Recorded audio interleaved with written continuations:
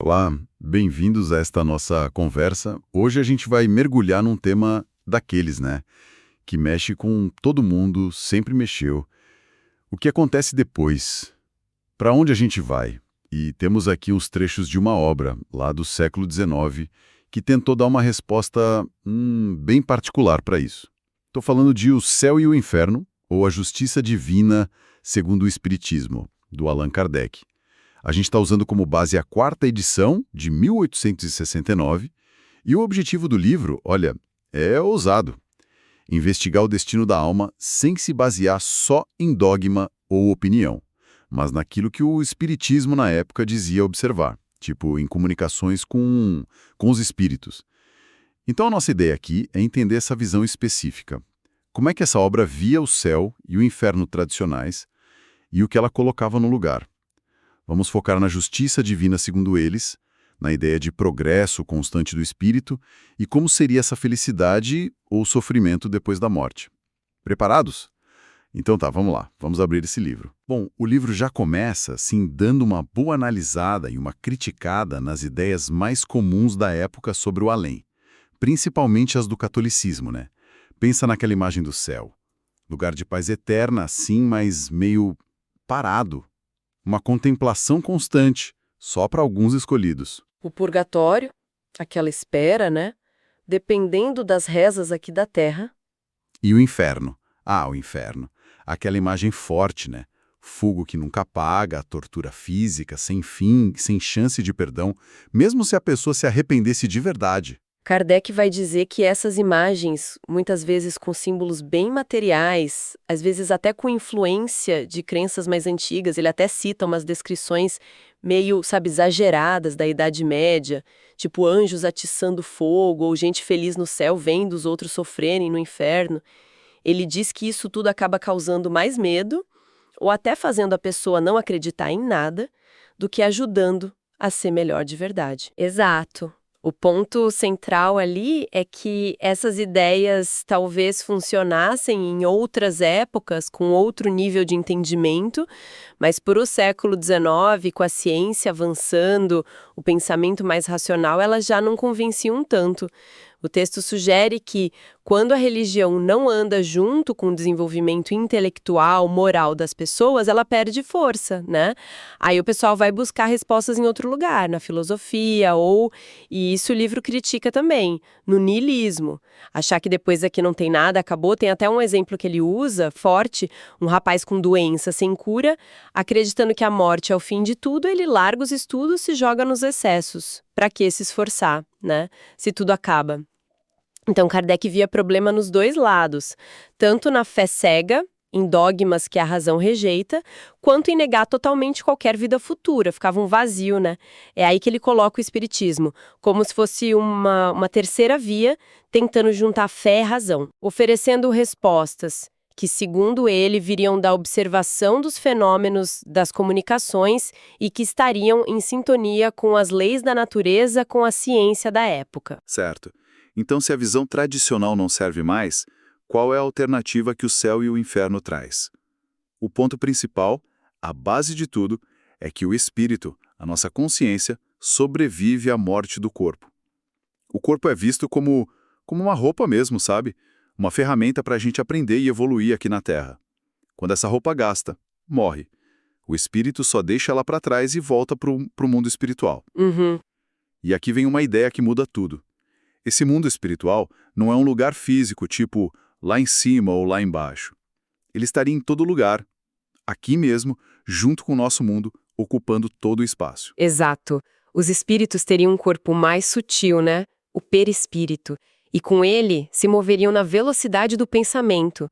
Então não faz sentido pensar em céu ou inferno como um endereço fixo. Nossa, isso muda a perspectiva toda. Totalmente. Porque aí a felicidade ou o sofrimento não dependem mais de onde o espírito está, mas de como ele está, internamente. São as qualidades morais, o que ele já desenvolveu, que definem o que ele sente, o que ele percebe. Um espírito mais evoluído, moralmente melhor, sentiria paz, veria beleza em qualquer lugar, coisas que um espírito ainda muito imperfeito, mesmo estando ali do lado, não conseguiria perceber. Entendi. O livro usa até uma comparação boa. Imagina uma pessoa que enxerga e um cego, de mãos dadas no mesmo lugar. Um vê a luz, as cores, o outro está no escuro. O céu e o inferno seriam mais ou menos isso, estados de consciência que refletem a condição de cada um. A recompensa e a punição vêm de dentro, não de fora. Faz sentido. E isso se liga com outra ideia central do livro, né? A do progresso constante. Fundamental. Se a gente está sempre evoluindo, como é que uma vida só, muitas vezes curta ou cheia de dificuldade, ia definir nosso destino para sempre? O Kardec acha que isso não tem lógica. Seria justo alguém que nasceu numa tribo isolada, sem chance de aprender muita coisa, ficar preso na ignorância para sempre? Ou uma criança que morre cedo? Pois é. A resposta que a doutrina dá para isso é a reencarnação, a pluralidade das existências. Cada vida aqui na Terra ou em outros planetas seria como um ano na escola. Uma chance de aprender, corrigir erros, desenvolver virtudes. E a Terra, especificamente, seria um mundo ainda meio básico, digamos. Um lugar de provas, de expiações, para espíritos que ainda têm muito o que melhorar. A reencarnação nessa visão não é castigo, é ferramenta da justiça, da bondade de Deus, dando chance para todo mundo progredir. Sempre. Ok, essa ideia de progresso e várias vidas muda tudo sobre justiça divina, então. Se não tem castigo eterno, nem prêmio garantido. Como é que funciona a responsabilidade?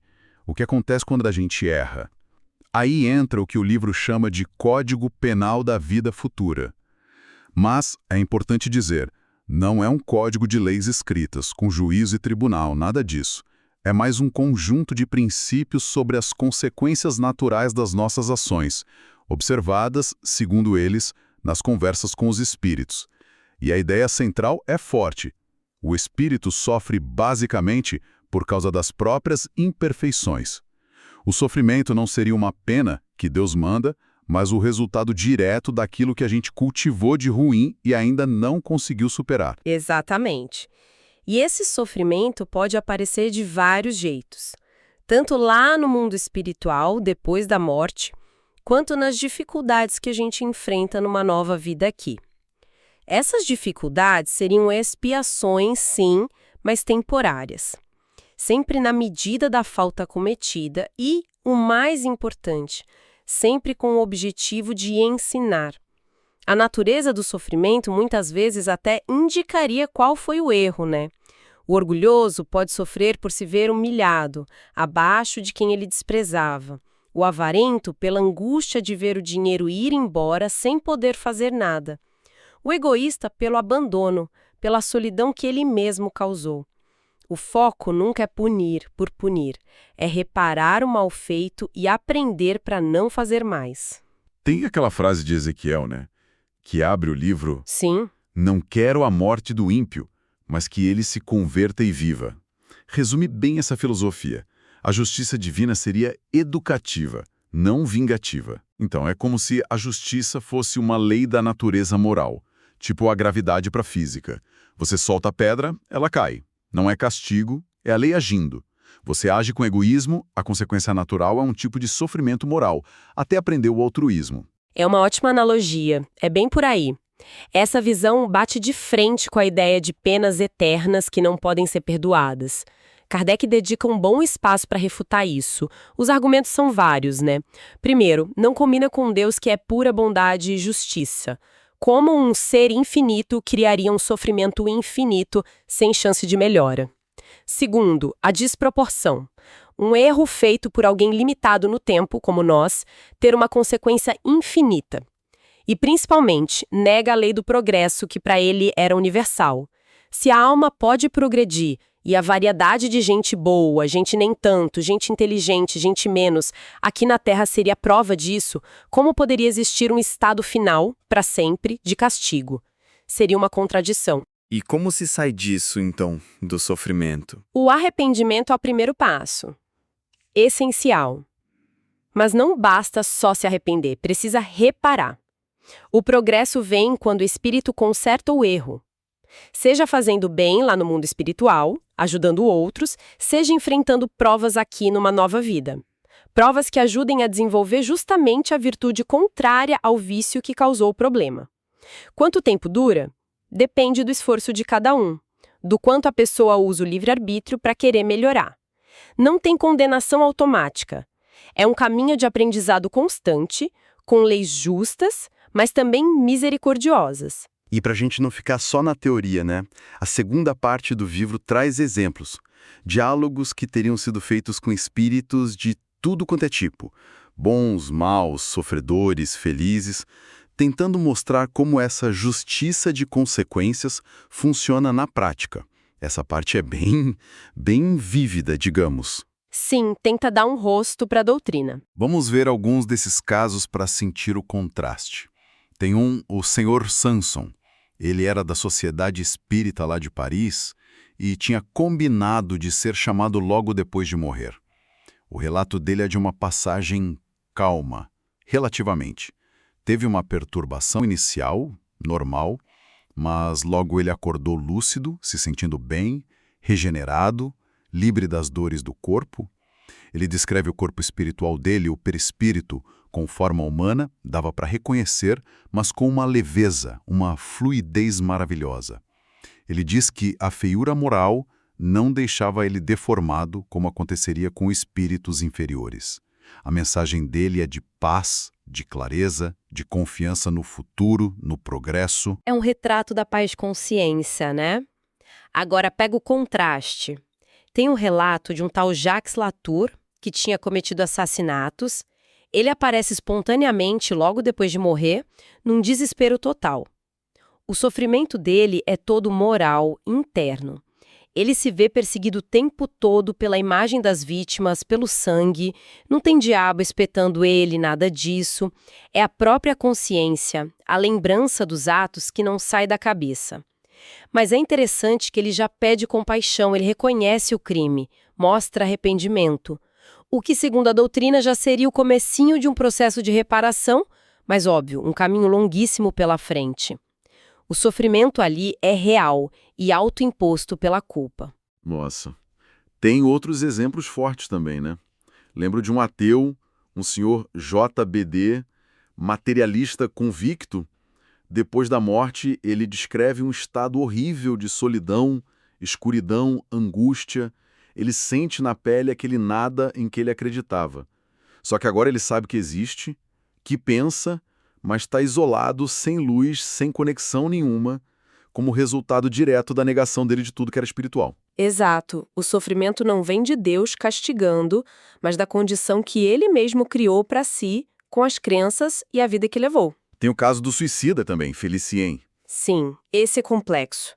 Ele tenta disfarçar o sofrimento com ironia no começo, mas depois revela que continua preso às angústias da terra e que a tentação do suicídio pode voltar em outras vidas até ele superar isso de verdade. Esses exemplos realmente mostram bem os pontos da teoria, né?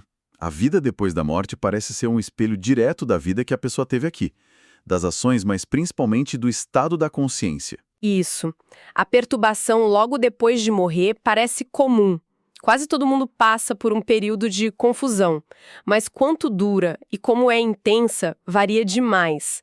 O sofrimento, quando existe, é quase sempre moral. Remorso, vergonha, solidão, vê as consequências ruins do que fez, como aquele avarento, o Sr. Riquier, que continua obcecado pelo dinheiro que não pode mais ter. Ou a rainha de Oudjo, orgulhosa, que fica isolada na própria arrogância. Por outro lado, a felicidade que os espíritos considerados mais evoluídos descrevem, como Sansão ou outros que o livro cita, envolve paz na consciência, alegria de reencontrar quem amava, trabalho útil ajudando outros, estudo, ver as belezas do mundo espiritual e, acima de tudo, sentir o amor de Deus e ter a certeza de que o progresso não para. E o ponto crucial, mesmo nos casos de muito sofrimento, como o do Latour, a porta para a mudança está sempre aberta, pelo arrependimento, pelo esforço, pela reparação. O caminho pode ser duro, longo, mas a esperança existe.